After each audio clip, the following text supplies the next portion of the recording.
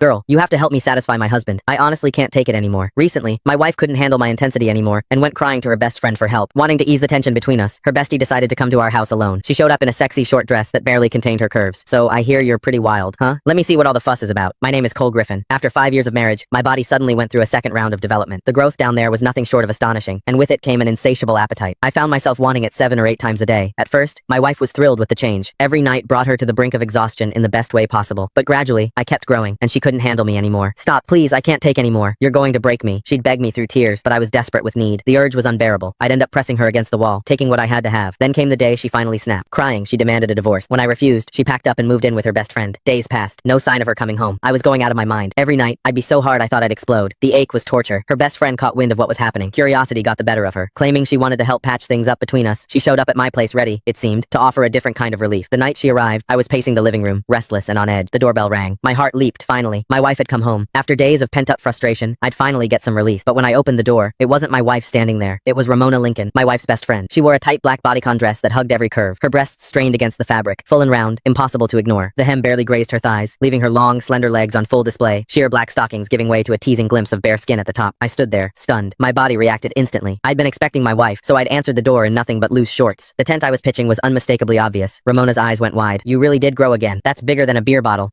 Truth was, Ramona was a woman with unmet needs herself. She was beautiful. Anyone could see that. But she'd married a rich old man. According to my wife, he'd burned through his prime too hard and too fast. Now his body had given out, and he couldn't satisfy her at all. These days, she apparently spent good money on male escorts to fill the void. I motioned her inside. She settled onto the couch, crossing her legs slowly, showing off those red bottom heels, making damn sure I noticed. So what brings you here, Ramona? I asked, grabbing a glass of water and handing it to her. Where's Rachel? She took a sip, then fixed me with a look. You're the reason. You're like a bull on steroids. Rachel's too scared to come home. I'm here to talk some sense into you. You can't keep going at her like that. She's delicate, for God's sake. No woman could handle a brute like you going full force. As she spoke, her chest rose and fell with each word. Those two magnificent breasts moved hypnotically beneath the thin fabric bigger than my wife's, fuller, and I couldn't tear my eyes away. My pulse hammered in my ears. God, I wanted to touch them. I sighed, settling into the chair across from her. It's not that I'm trying to be rough. It's this second development I can't control it. The urge hits me like a freight train. If I don't, at least once a day, the ache is unbearable. Ramona's eyes sparkled with curiosity.